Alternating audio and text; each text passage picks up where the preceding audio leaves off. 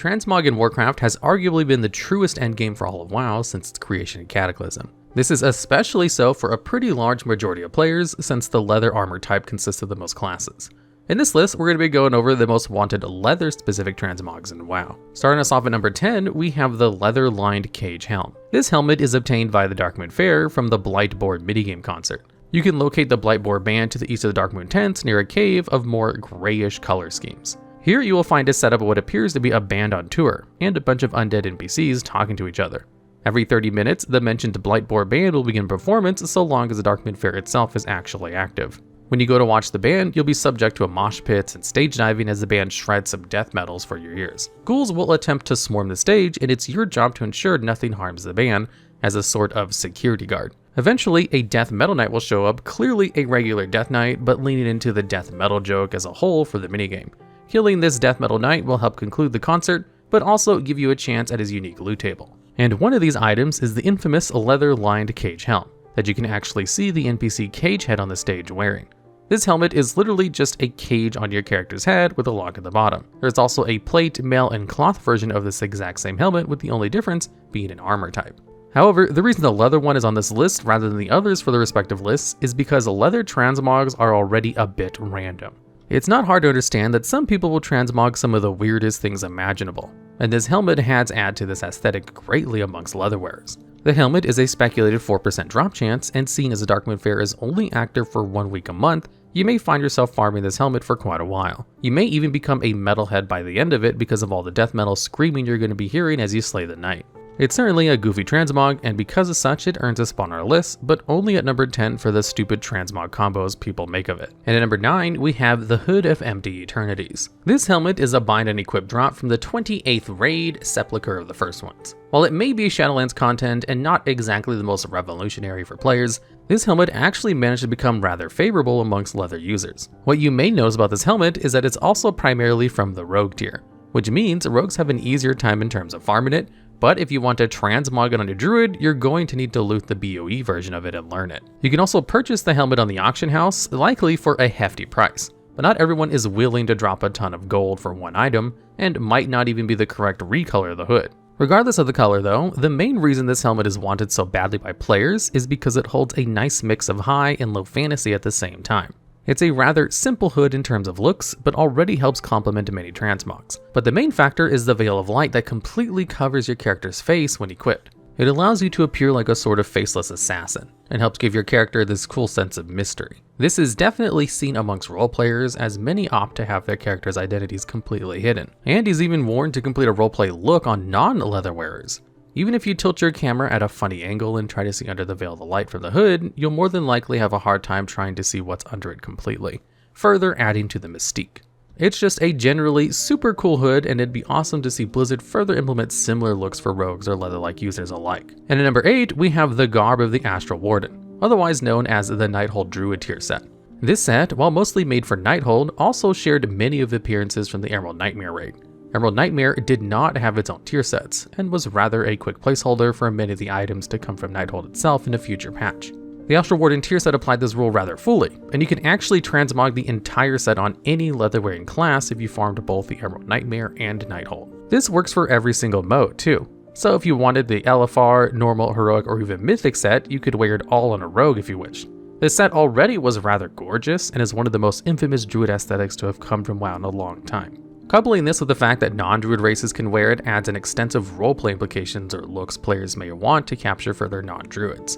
Perhaps a demon hunter wearing the garments of Elune, as is the theme of the set with the very present moons.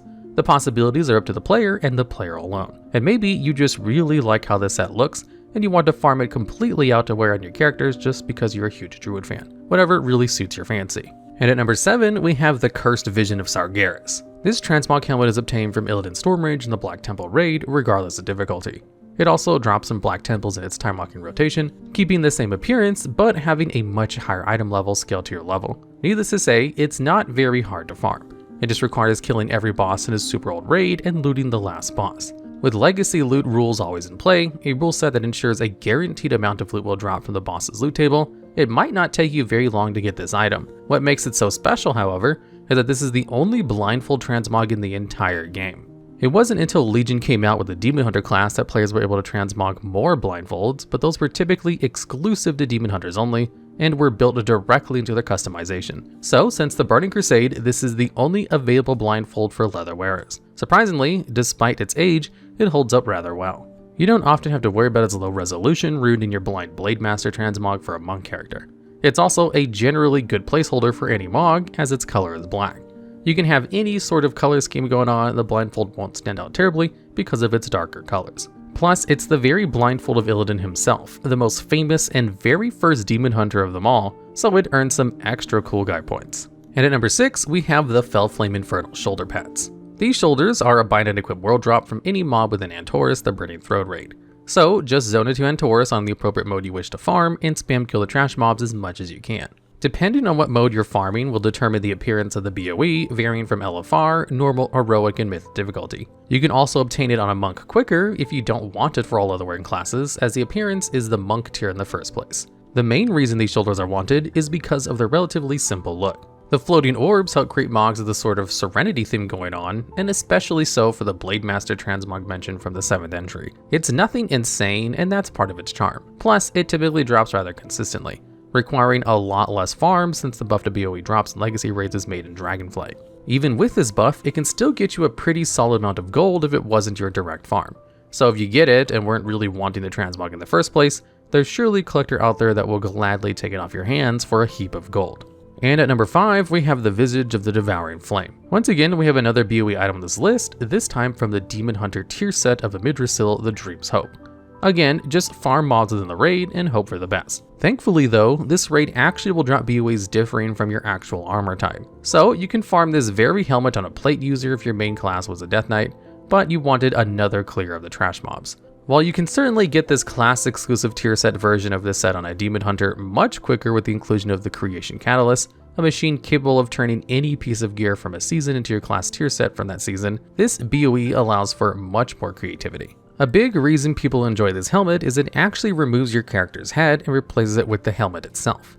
It's just a burning skull with huge horns on the head, and it almost looks as if Sargeras never had his beard. Because of this, you may see some pretty unique mogs able to completely stylize something with the fact that your character's head is practically gone. Or you just want to look super goofy again like the chain helmet because you mog things that just don't match at all. But like all BOE pieces, it fetches a high price and has different colors for each difficulty from LFR to Mythic. If you're lucky, or unlucky, you may just be a couple 100,000 gold higher or lower. And at number 4, we have the Firekin Druid of the Flame set. This transmog set was added in Battle for Azeroth and was made obtainable through Island Expeditions. Island Expeditions are a scaling event from normal to mythic with an optional PvP mode that pits you against an enemy team of the opposing faction to collect as much Azerite as possible. Collecting the most Azerite in a certain slot at time means you win, and with the increase in difficulty means the scaling of how much Azerite you need, but also the rewards. Every single island would have a different result, and would rotate weekly with new sets of the 3 islands and natives upon them. A native from an island just means the mob type that will spawn on the island no matter what, ensuring their loot table. It didn't actually matter what you killed on the island, just what spawned. So if elementals were on the island, you'd have a chance at the Firekin set. You would also passively earn Seafarer's doubloons, and these could be turned in for special, also weekly rotational boxes that reward you loot from the corresponding island expeditions. For the Firekin set, you would need the Elemental Salvage box.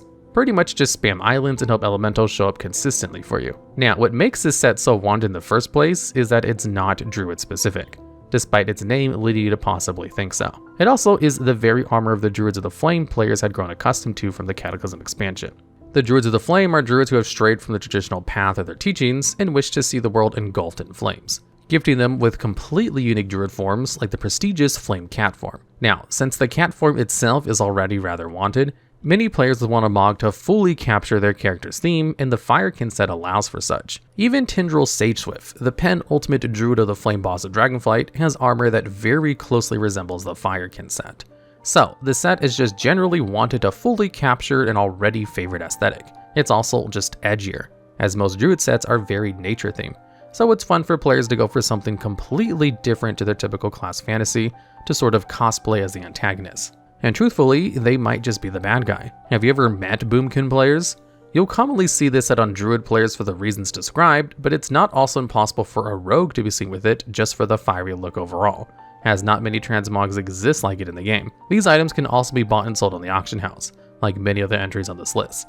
It helps keep a pretty never-ending economy present for collectors of all sorts, despite BFA being a rather old expansion now. And at number 3, we have the Spaulders of Lost Age. These shoulders are commonly understood as one of the Old Demand super rares, not the legacy of tier version of Old Demand from Dragonflight, but rather its vanilla WoW counterpart. Super rares were items that could drop from any boss or trash mob within the Old Demand dungeon. That has an abysmally low drop rate, and some servers have legitimately never seen them appear before. If they show up on the auction house, they can often be sold for millions of gold at a time because of how rare they truly are. Speed sets are often incorporated into Old Demand grinds, as most of the mobs can be one-shot by any max level of the current expansion, and the dungeon is already rather long. You may potentially hit the instance cap, a rule set in place that allows you to only run 10 instances an hour per server, but it's still faster, probably. The Spaulders themselves are not anything amazing to look at, especially for classic standards. This is further supported when you realize it's just a recolor of the stained Shadowcraft Spaulders heirloom shoulders. However, due to the insane rarity and prestige of these shoulders, they're actually a lot more sought after than one might think. It's literally just to flaunt how much gold or how lucky you were to get them in the first place, as most people don't even know they actually exist at all. Plus, there's another 7 super rares in Old Demand, meaning you might loot others before the Spaulders show up. Even if you do loot one though, you'll still hit the jackpot, as they're all equally rare and worth lots and lots of gold. So best of luck to you if you want to show off to your friends these low resolution shoulders. Our second to last entry is the Castle Nathria leather set on all difficulties. This set is composed entirely within the first raid of Shadowlands, Castle Nathria, and is shared amongst all leather users rather than a specific class, as tier sets did not exist at the time since BFA removed them. This set at a glance is one of the few things to come out of Shadowlands that was actually pretty legitimately enjoyed by players, as were the other various things that come out of Revendreth. Upon taking a look at this set, you will see it's very reminiscent of a sort of Vampire Hunter vibe, or even likewise to the Monster Hunter Van Helsing. This set looks especially good on a rogue character, as the mixture of their swords and daggers would often blend in greatly with the overall vibe of the set. Even if you didn't actually want the complete Vampire Hunter theme, you could still go for the chest and legs specifically, which helped capture formal type transmog for players and allowed them to portray themselves as a type of noble if they wanted to. It also can be farmed out much easier compared to many of the other sets in the game, as all you really need to do is be a leatherwear of any class and do the raid. The set primarily sees its popularity from its heroic and mythic recolors, as they just simply have the more favored color schemes when you look at heroic's red and bronze trim and mythic's silver and black. Just a super cool set for leatherwearers, and certainly one of the better sets to come from Shadowlands as a whole. And at number 1, we have the first Satyr Spaulders. This is commonly viewed as the tusk of Manaroth for leatherwearers. In a way, this is mostly true. They're very rare, the very shoulders of the boss you fight, and come from the final boss of the respective raids. These shoulders, while a raid skip is available after reclear the raid 4 times, don't have as easy of a raid skip as Garrosh Hellscream does. One clear of Mythic Garrosh will unlock an account-wide skip that takes you directly to Garrosh himself, while the skip for Xavius, the boss who drops the shoulders in question, takes at least 4 reclears as raid on all characters, as the skip is not an account-wide lock.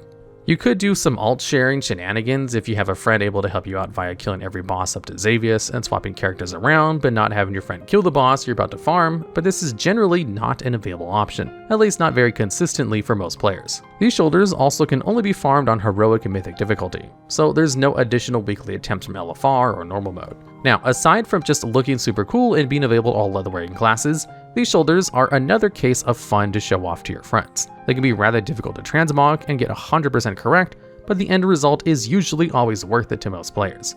They're also just massive, almost comically so. You could be a Tauren rogue, which is already rather funny, and the shoulder pads just seem like you've never been able to actually fit into a doorway like a normal person. WoW players know the bigger the shoulder pads, the better you are, so farming these is a pretty big must. These shoulders are also pretty BIS from time walking sets as well, if you're aiming for Azerite armors. This is due to the fact that the shoulders actually have 3 total stats rather than a typical 2, having critical strike, haste, and mastery. All things considered, this isn't the first time a rare shoulder pad has ended up in the game, and most likely will not be the last.